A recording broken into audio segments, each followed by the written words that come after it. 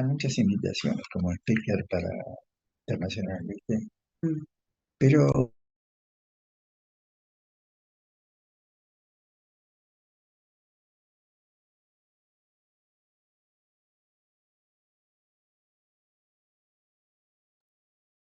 Bueno, ¿querés que comencemos? ¿Ya estamos? Listo, ahora sí estamos. No sé a quién estoy escuchando, no sé si es lo tuyo, Jorge, sí, que no estás muteado. Bueno, podemos empezar, me parece, ¿no? dale, comenzamos.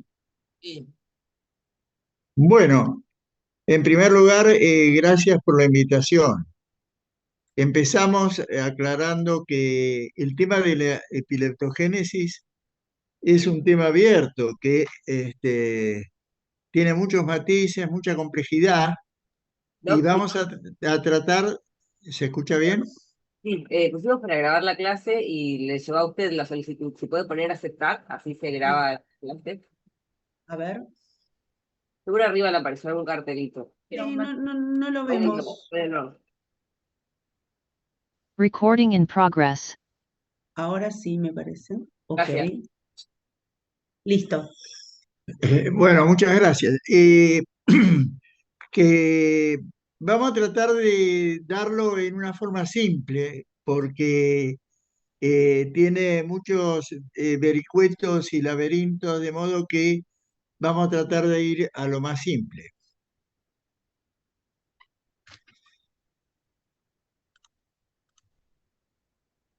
Es diferenciar la ictogénesis de la epileptogénesis. Ese tema lo hemos visto con Mónica, con la doctora Perazzolo, desde hace muchos años, que mucha gente confunde lo que es la ictogénesis, que es la condición para desarrollar una crisis, por ejemplo, por fiebre o por hipoglucemia, con la epileptogénesis, que es otra cosa, es la condición endógena del cerebro para generar crisis recurrentes.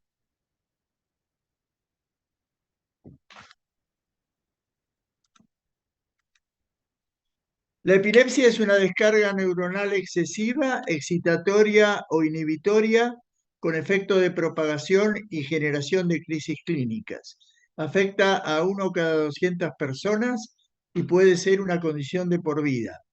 El individuo que la padece es vulnerable a dificultades de orden económico, social y legal y puede sufrir daño psicológico y psiquiátrico.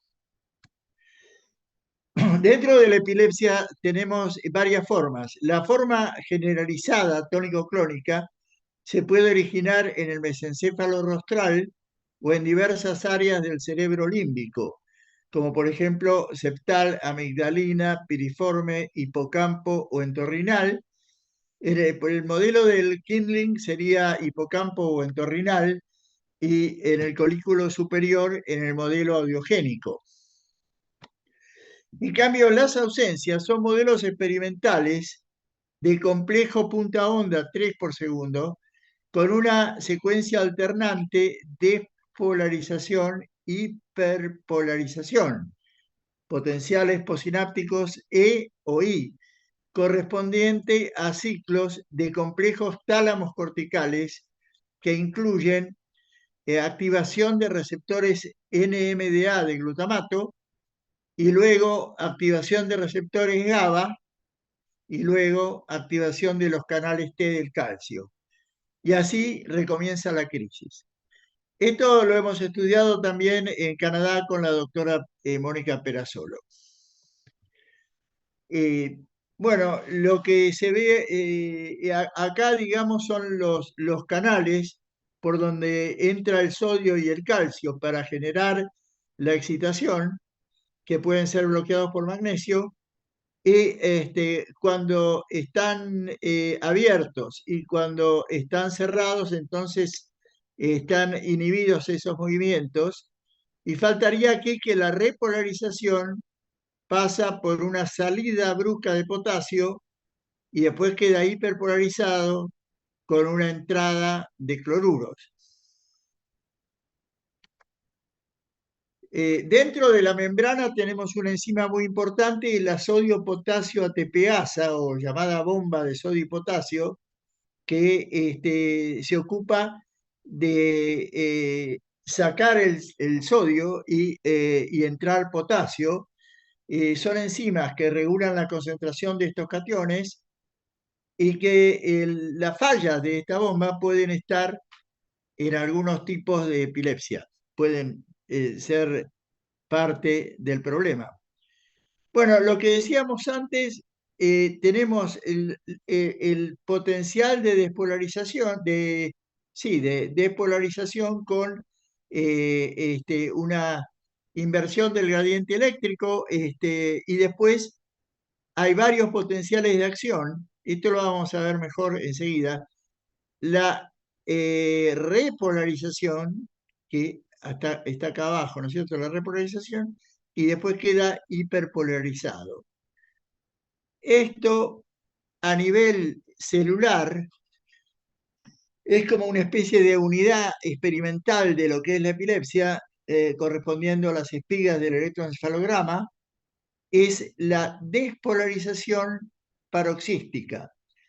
Y se observa lo que comentamos y vimos, una despolarización abrupta durante 200 milisegundos, el potencial de acción en el pico, la hiperpolarización prolongada en el centro y en la periferia la hiperpolarización prolongada, que eso ya es cuando entra el cloruro. Entonces, en la jerga, en la sigla es PDS. La despolarización es por entrada del sodio y el calcio juntos, que es entonces un gran potencial posináptico excitatorio, con la activación glutamatérgica de receptores NMDA, y en la repolarización se eleva, ya lo dijimos, la conductancia al cloruro y al potasio y se activan los receptores GABA, pudiendo registrar los potenciales posinápticos inhibitorios. Entonces ven que los potenciales posinápticos excitatorios están ligados con los receptores glutamato NMDA. En cambio, los potenciales posinápticos inhibitorios lentos están ligados con los receptores GABA. Eso también lo vimos con la doctora Perazzolo en Canadá, en el Instituto de Neurología de Montreal. Bueno, es muy importante, es muy interesante que la estructura epileptógena por excelencia es el hipocampo. Dentro del hipocampo, la estructura clave es la fascia dentada, núcleo dentado, fascia dentada. Esta se comunica con el hipocampo mismo por las fibras musgosas. En el hipocampo tenemos dos cortezas amónicas interesantes de estudiar, la corteza 3 y la corteza 1, con los colaterales de Scheffer que comunican ambas cortezas. Bueno, la corteza 3 es responsable de espigas interictales y la corteza 1 es responsable de descargas, entonces, ictales, de descargas ictales. Luego, es como un círculo vicioso. A través del subiculum vuelve a la corteza entorrinal, de la corteza entorrinal, por la fascia perforante, vuelve al núcleo dentado. Entonces, en la epilepsia hay una pérdida de neuronas en la 1 y en la 3, reemplazadas por astrocitos. Ya dijimos que las células piramidales de CA3 pueden actuar como marcapasos de espigas interictales, en tanto que las neuronas piramidales de CA1 generan espigas ictales. En el giro dentado, la actividad inicial aumenta a la corteza amónica 1 y luego va al subículo orientorrinal con una proliferación de botones sinápticos en las fibras musgosas que abarca todas las capas y que provee las bases fisiológicas que explican la recurrencia. Por microscopía electrónica se observan autosinapsis de los axones de las fibras musgosas con las dendritas de las fibras musgosas. En CA3 hay cambios en las propiedades físicas de las dendritas de las células piramidales. Hay una proliferación anormal de axones musgosos, ya lo vimos, pérdida de neuronas en el hilus, procesos de reorganización sináptica, depresión de glucosa y disminución de la osmolaridad extracelular. Bueno, acá podemos ver entonces las distintas partes. El giro dentado, que ya dije que es una estructura clave, se comunica a través de las fibras musgosas con el hilus. Y ya está el hipocampo mismo con CA3, CA2 que no mencionamos en esta clase y CA1. Es el recorrido de la excitación. Entonces vimos que en CA3 hay descargas interictales y en CA1 hay ictales. Aumenta la excitabilidad la acumulación de potasio extracelular, porque se repele con las cargas de sodio y calcio. Las corrientes cálcicas voltaje dependientes, la estimulación de los AMPA, la estimulación de los NMDA, la estimulación de los metabotrópicos del grupo 1 de receptores de glutamato y el decremento de la función de GABA. Bueno, el aspartato, el glutamato, el quisqualato, el quinolínico, la glicina, acetilcolina, alfa-2, D1, GMP cíclico, beta-endorfina y leucoencefalina, aumentando la excitabilidad neuronal, en tanto que el GABA-A, taurina, serotonina, alfa-1 y beta, D2, adenosina y AMP cíclico, naloxona, dinorfina, disminuyen la excitabilidad neuronal, y el GABA-B, la morfina y el zinc presentan efectos duales. Bueno, acá podemos ver la cantidad de diferentes especies de receptores de glutamato.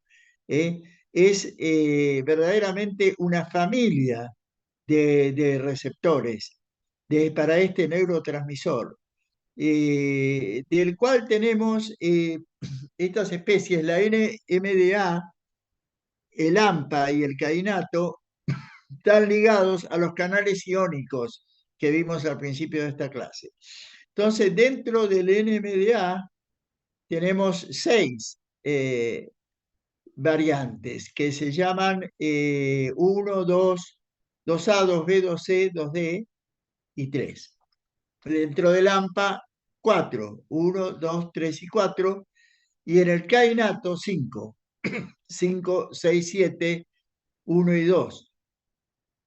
¿Por qué? Porque hay muchas similitudes entre los de AMPA y cainato, por eso llevan los mismos números correlativos, ¿no? 1 a 7. Y hay otros 2 que se diferencian. En cambio, en los metabotrópicos tenemos el grupo 1, que está constituido por el 1 y el 5, y el grupo 2 y 3, que se agrupan juntos, el 2, el 3, el 4, el 6, el 7 y el 8. Entonces, los canales ionotrópicos están ligados, todos estos receptores, a esos canales, en tanto que los metabotrópicos son sistemas de segundo mensajero que operan unidos con las proteínas G en la membrana de la neurona y después se distribuyen por dentro de la célula, las cascadas de efectos que vamos a ver después, que se llaman señales intracelulares. Y entonces son segundos mensajeros, que después algunos hablan de terceros mensajeros, pero eso todavía está en discusión. Estos segundos mensajeros principales son los ciclos de los fosfoinosítidos, que ahí figuran como IP3, que liberan calcio, con lo cual son epileptógenos. Y después tenemos el ciclo del AMP cíclico, que esos tienen efectos duales, pero pueden ser protectores contra la epilepsia. Entonces, los segundos mensajeros regulan la excitabilidad neuronal acoplados a receptores metabotrópicos de glutamato y a proteína G de la membrana, las cuales se unen a nucleótidos cíclicos y a fosfoinositoles. El calcio y la fosfoquinasa C participan de estas regulaciones. La fosfoquinasa C también tiene efectos complejos y hay varias subespecies de fosfoquinasa C. Bueno, esto entonces es el tema de los segundos mensajeros. El ciclo del inositol fosfato ligado a la PKC y el ciclo de los AMP ligado a la PKA, fosfoquinasa A. Entonces, de este lado estarían señales excitatorias de los receptores alfa 2 y estas de los beta serían inhibitorias. Entonces, a través de esta enzima fosfodiesterasa se activa el ciclo de los inositoles, que sería epileptógeno, y a través de movilizando calcio, y a través de esta otra variante, un ciclo de mecanismos inhibitorios a través de la MEPE. Interesante que las proteínas G de ambos ciclos son diferentes. Es decir, tenemos la proteína G Q11 para esta señal del alfa 2 y la proteína alfa S para esta de la señal beta.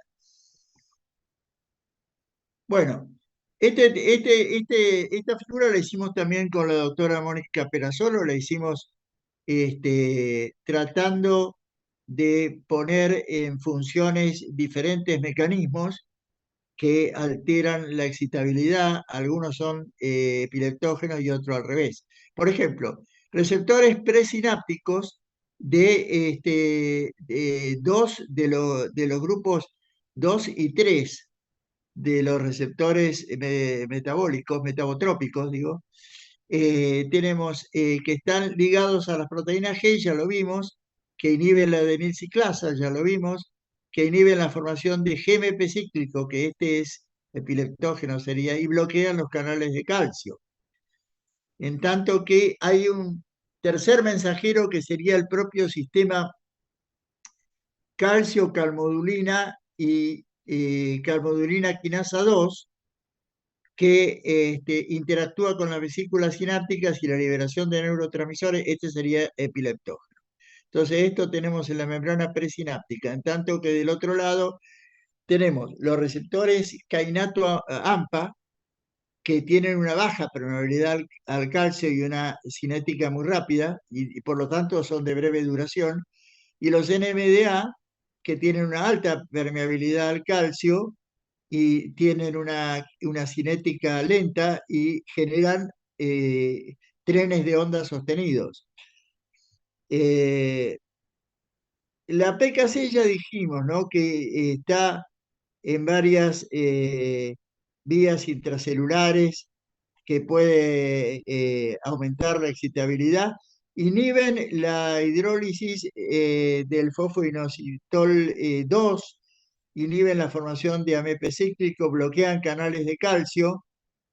Y esto es muy importante, que modifican la expresión del núcleo.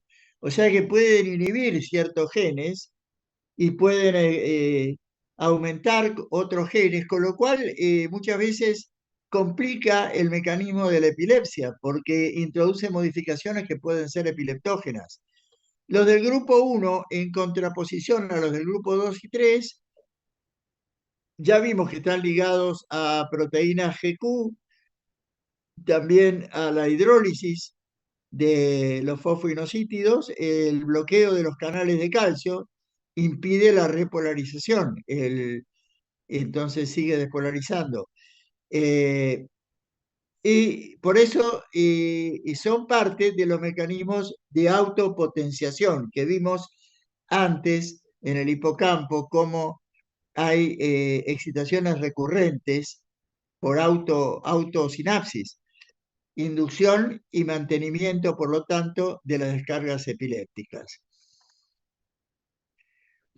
La vía de señalización extracelular que habíamos hablado así un poco,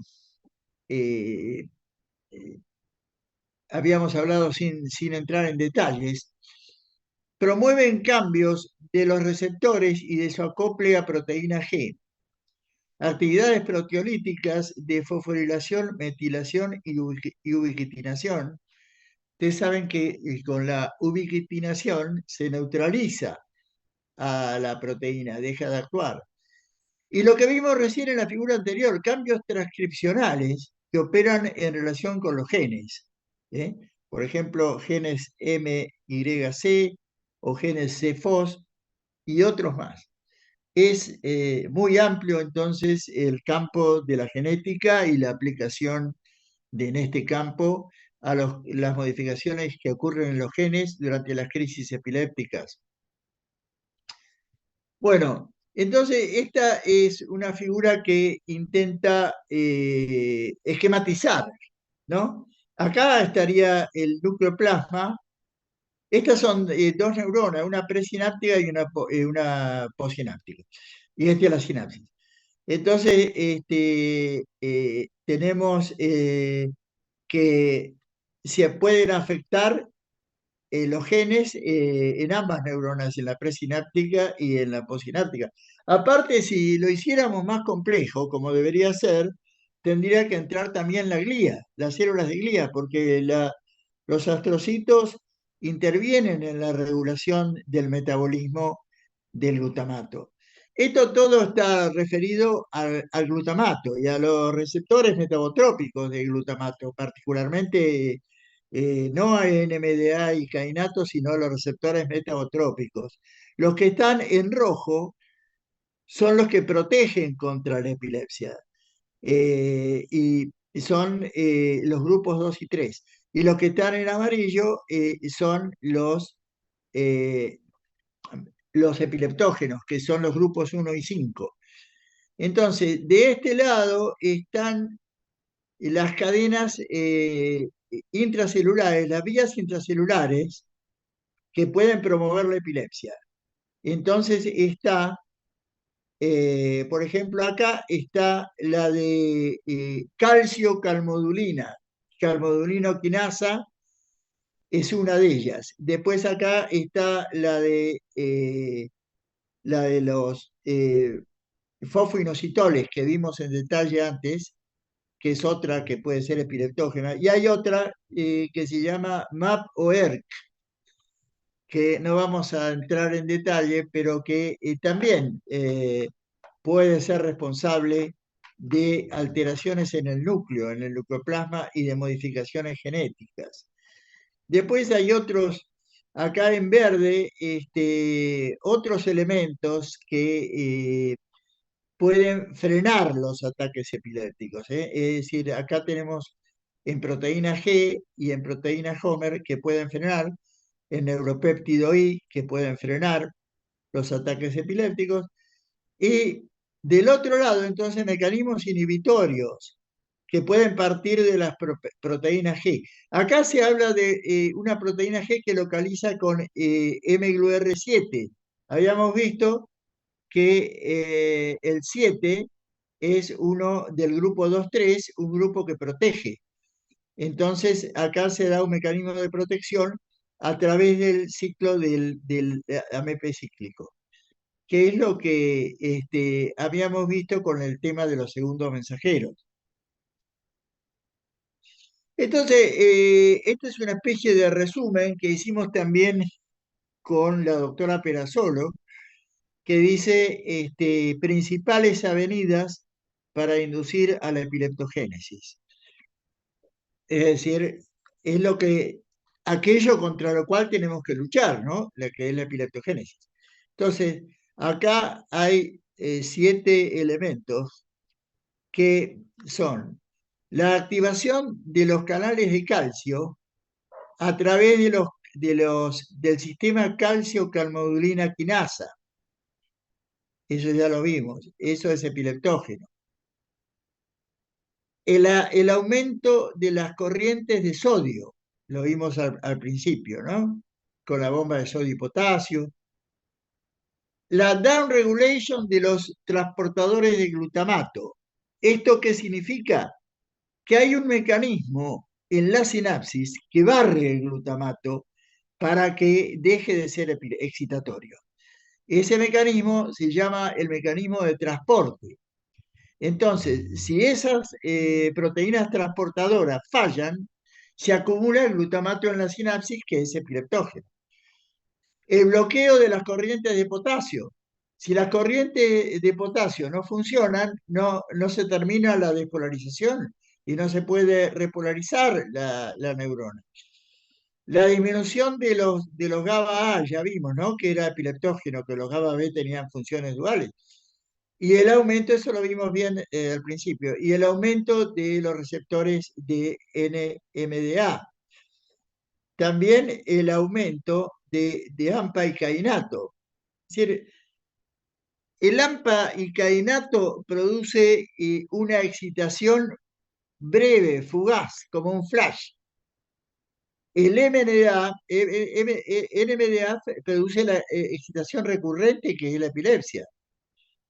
Y los receptores metabotrópicos que están acá estabilizan el cambio epiléptico. Es decir, que una vez que hay fenómenos epilépticos en las neuronas,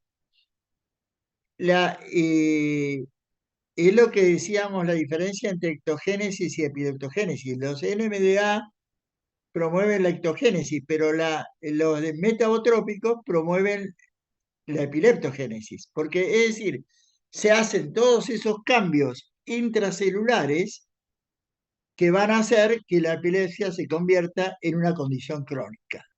Por eso es que no es lo mismo tener una convulsión que tener epilepsia. Es decir, la persona que tiene una convulsión, por ejemplo, porque está borracho, puede haber tenido, alcoholizado, puede haber tenido entonces un gatillo de los NMDA y una inhibición de los GABA, con lo cual tiene una convulsión alcohólica, pero no es epiléptico. Ahora, con el tiempo, si esas crisis generan todo este movimiento de los receptores metabotrópicos, puede aparecer entonces la epilepsia como enfermedad. Acá dice también, en esta figura dice que hay activación de sistemas de segundo mensajeros con los fosfinoxitoles y con la formación de GMP y AMP cíclicos y activación de componentes genómicos, pueden convertir procesos de corta vida en la membrana en eventos de larga duración intracelulares. Es decir, que este tema de los segundos mensajeros puede convertir procesos de corta vida en la membrana en eventos intracelulares prolongados. Entonces, los cambios estos pueden generar ataques de epilepsia. Entonces, esto esquematiza de que el grupo 1, justamente lo que está escrito acá, ¿no? Promueve los ataques de epilepsia. El grupo 1 de los receptores metabotrópicos de glutamato. Y los grupos 2 y 3, al revés, protegen y alejan el fenómeno de la epilepsia. Bueno, en conclusión, la epileptogénesis se puede abordar de distintas vías. Se puede abordar con los estudios histológicos y neuroanatómicos, se puede abordar con los estudios fisiológicos, neurofisiológicos, se puede abordar con los estudios neuroquímicos e incluso con los estudios genéticos. Entonces, tenemos que, en realidad, estas cuatro neurociencias, digamos, suman para entender la epileptogénesis, que es la neuropatología, la neurofisiología, la neuroquímica y la neurogenética. ¿Por qué? Porque hay respuestas fisiológicas aumentadas. Eso lo entendemos desde la neurofisiología. Hay una espigas por la despolarización paroxística, eso que lo vimos en detalle, que es la unidad fisiológica de la epilepsia con electrodos intracelulares. Eso es neurofisiología. Diseminación perifocal, lo vimos también. Propagación anormal de las descargas. Es decir, para que haya epilepsia y epileptogénesis, tiene que haber diseminación y propagación. Para que haya epilepsia como enfermedad clínica. ¿eh? No como fenómeno fisiológico, sino como enfermedad clínica. Tiene que haber diseminación y propagación. Entonces, después viene la epileptogénica secundaria, que es como una región del cerebro contagia a otra, y así puede, si los mecanismos inhibitorios que vimos bien a nivel químico fracasan, aparecen las crisis clínicas. Entonces, tener en cuenta que la epileptogénesis es un fenómeno complejo que se puede abordar desde distintos enfoques. Bueno, nada más. Bueno, Jorge, mil gracias. Muchas gracias por la clase. Preguntas. Yo te voy a preguntar, ¿cómo actuarían entonces los fármacos? ¿Vos creés que con todos estos determinantes fisiopatológicos podríamos pensar que los fármacos actúan en algún lugar de esta generación de descargas? ¿Y por qué no actúan? Bueno, los fármacos actúan, pero el tema es que no hay una sola epilepsia, sino que hay distintas formas de epilepsia. La epilepsia es como un síndrome nada más, distintas formas de epilepsia. Y dentro de esta complejidad pueden ser mecanismos diferentes, mecanismos de epileptogénesis diferentes, por lo cual hay fármacos que pueden ser positivos para un tipo de epilepsia y en otros no. O al revés, fármacos que en ese tipo de epilepsia que andaban mal, en otro tipo pueden andar bien. Es decir, que vimos en la figurita esa de la complejidad de factores, ¿no? Que puede estar de un factor o puede ser otro factor. Entonces, a veces, desgraciadamente, en la clínica, Mónica, hay que probar. A veces no hay otra alternativa que probar y si anda bien, le dejamos el fármaco indicado y si no anda bien, lo cambiamos por otro. Ujú. ¿Y qué pensamos entonces a partir de, digamos, que el hipocampo es una fuente de, digamos, es un modelo de estudio de las epilepsias? ¿Qué pasa? ¿Qué es lo primero, no? Porque siempre hay artículos, el huevo o la gallina, ¿qué es lo primero? La esclerosis hipocampal, desencadenada por virus, fiebre, etcétera, o la epilepsia persistente lleva a la esclerosis del hipocampo. La epilepsia focal del lóbulo temporal se vincula con el hipocampo, pero en las crisis tónico-clónicas generalizadas y en las ausencias no interviene el hipocampo. Es decir, que el hipocampo es una estructura que tiene particular importancia porque puede entrar en la cirugía de la epilepsia. Es decir, al poder focalizar la epilepsia en una región del cerebro, también puede ser que con la cirugía y la remoción de esa estructura epileptógena, el paciente se mejore y desaparezcan las crisis. De modo que yo creo que la importancia del hipocampo fundamentalmente es respecto de la cirugía posible, de la posibilidad de una cirugía curativa. Sí, bien. ¿Y todos los trastornos cognitivos o psiquiátricos a largo plazo en pacientes con epilepsia del lóbulo temporal, ¿no? De hecho, que hemos estudiado las psicosis ictales, interictales, etcétera. ¿Vos pensás que son todos estos mecanismos de fenómenos inhibitorios de las crisis que desencadenan, no en todos los pacientes, ¿no? De epilepsia del lóbulo temporal, estos trastornos afectivos?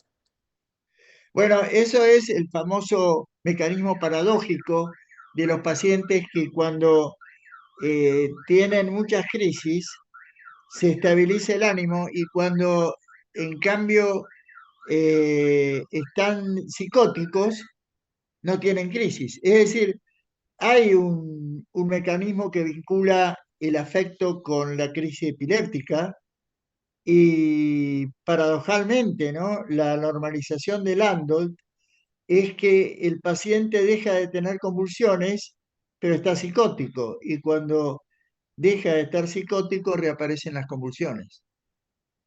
Sí, bien. ¿Vos querés hacer alguna pregunta? Ok. ¿Alguien quiere hacer alguna pregunta? A ver, el consultorio de los residentes.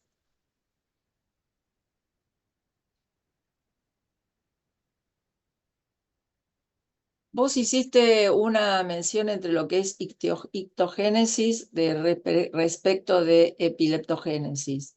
¿Y qué Sí. nos podrías decir de todo lo que es epigenético, ¿no? En epilepsia. Lo epigenético es lo que no tiene que ver con los genes, ¿no? Sino con lo que tiene que ver con la alimentación, con las pautas de vida, con el estrés, con... eh, uh, eh, sí, yo creo que es una regla, Mónica, para todas las enfermedades. Es una regla que hay una base biológica, por un lado, y por otro lado, lo epigenético, ¿no? Que lo epigenético puede jugar a favor o puede jugar en contra. Es decir, que eh, hay, incluso la personalidad influye, ¿no? La personalidad influye, lo vemos en los traumatismos de cráneo, por ejemplo, ¿no? Personas que han tenido un tremendo traumatismo, pero tienen una personalidad muy, muy sana y andan bien, y otros que han tenido un traumatismo mínimo, pero tienen factores de ansiedad, neurosis, etcétera, importantes, y hacen una neurosis postraumática, ¿no? Y andan siempre mal. O sea que la epilepsia es una enfermedad biopsicosocial. Entonces, todo lo que hablamos biológicamente no excluye los componentes epigenéticos. Bien. Yo quería Acá está la doctora Cairola que quiere hacer una mención o Sí. una... Tuvimos paciente. Habla acá porque no se va a escuchar. Estuvimos con la doctora Mónica Perasolo, tuvimos una paciente Liz, que yo la seguía 10 años en Catán, y se operó del hipocampo, de la epilepsia, y era depresiva, ¿viste? Era una cosa, estaba somnolienta, y la operaron, y la mujer mejoró espectacularmente, la alegría de vivir, de peinarse, de arreglarse, y ahora trabaja, es otra cosa, es increíble cómo le mejoró la memoria. Y después Sí, tengo pero es increíble cómo mejoró, cambió totalmente. Y otro vos paciente. sabés que también se da lo contrario, ¿no? Hay pacientes que tienen como el beneficio secundario de las crisis y que cuando los operás y les sacás las crisis, tienen problemas psiquiátricos porque han dejado de tener ese beneficio secundario. Claro, sí, sí. Sí, bueno, la psiquis es todavía más compleja que la biología, Sí, tal cual. creo yo, no sé. Sí, sí, sí, tal cual. Bueno, alégrate de ser neurótico, ¿no, Jorge? Bueno, gracias. No, digo para todos, Sí. los Sí, para obsesivos, todos. los que somos, qué sé yo, todos tenemos una conducta neurótica por suerte y no psicótica, ¿no? Sí, sí, sí, sí. Sí. Claro, la neurosis acá aportan las doctoras, que es lo menos patológico que tenemos. Ahora, llamativamente la epilepsia ha sido estudiada en los neuropsiquiátricos, con lo cual ahí también hubo un sesgo de observación, podríamos decir, de los pacientes, ¿no? Claro. Porque siempre fue caracterizada por una enfermedad endemoniada Sí, o la poseída. la época de Pinel, ¿no? De la neuropsiquiatría del siglo XIX. Sí, Mónica tiene razón. Ahí en esos albores se encuentra los primeros estudios serios de epilepsia. La participación del cerebelo, del hipocampo, es decir, porque se tenía la anatomía patológica en esos hospicios comprobaban muchas veces cómo las crisis, la sucesión de crisis termina por atrofiar el hipocampo y el cerebelo, por ejemplo, ¿no? Pero claro, eso actualmente no se ve mucho porque no se hacen autopsias en general después de las crisis, ¿no? Sí, bueno, Sí, ahí estaban un poco contaminados por la fenitoína, ¿no? Las atrofias cerebelosas. De todas maneras, hay sí. escritos que dicen que el cerebelo desencadena crisis epilépticas, ¿no?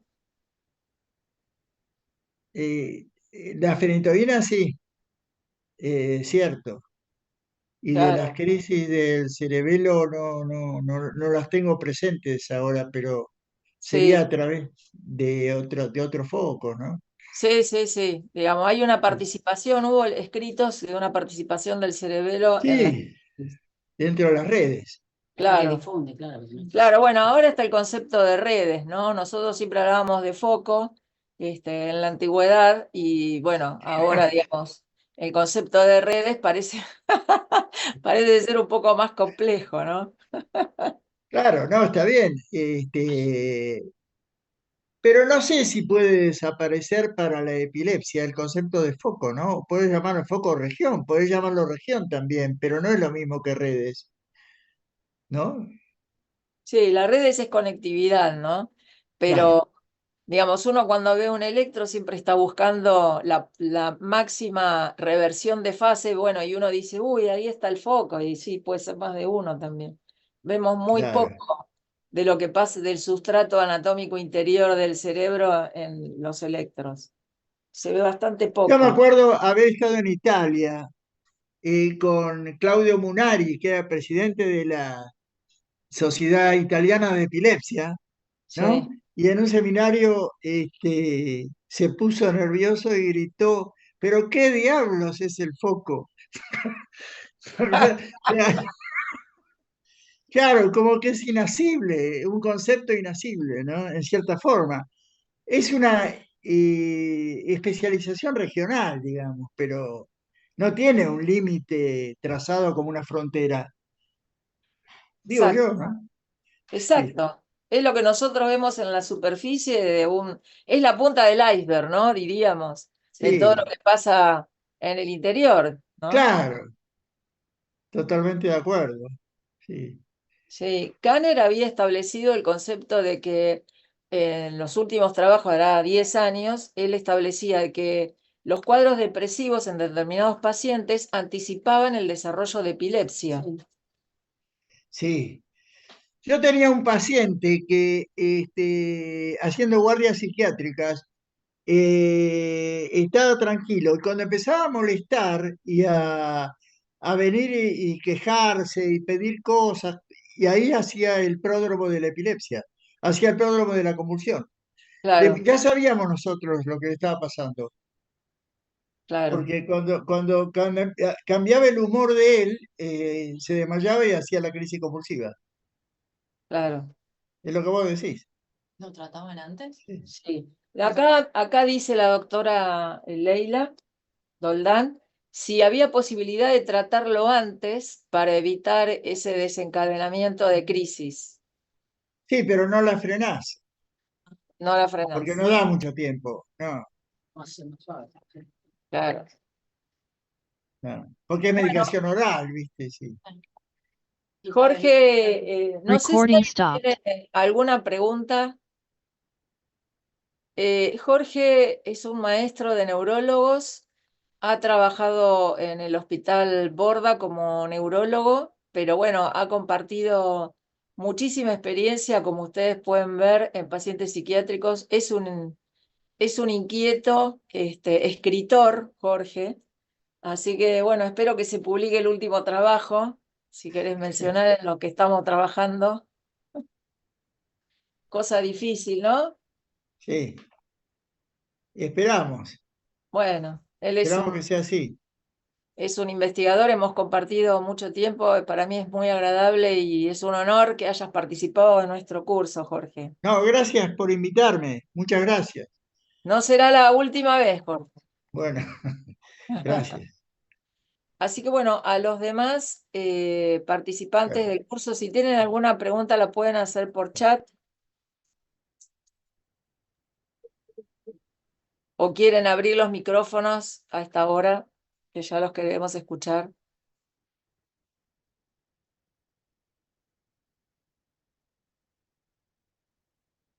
¿Hay algún tiempo definido en cuanto la cirugía es tarde o ya no hace falta hacer la cirugía del hipocampo por el deterioro cognitivo? Acá lo que dice la doctora Cairola, la pregunta Claro. es si hay alguna, no sé si le escuchaste, Jorge. Sí, Si no.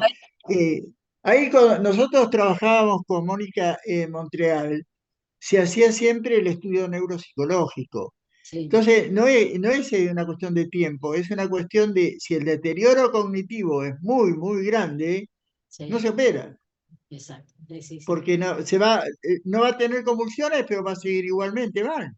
Sí, sí. Sí, yo O tuve sea que depende más del estudio neuropsicológico que sí, del sí. tiempo. Bueno, pero ¿cuántas veces Pomata relató de pacientes operados que se Bueno, suicidaron a los 2 días? ¿Te acordás? Que hay mucho, digamos, Bueno, eso es lo que hablamos hace un rato, ¿te acordás? Sí, Recién hablamos de eso, de la depresión posquirúrgica. sí, sí, sí, Eh, sí.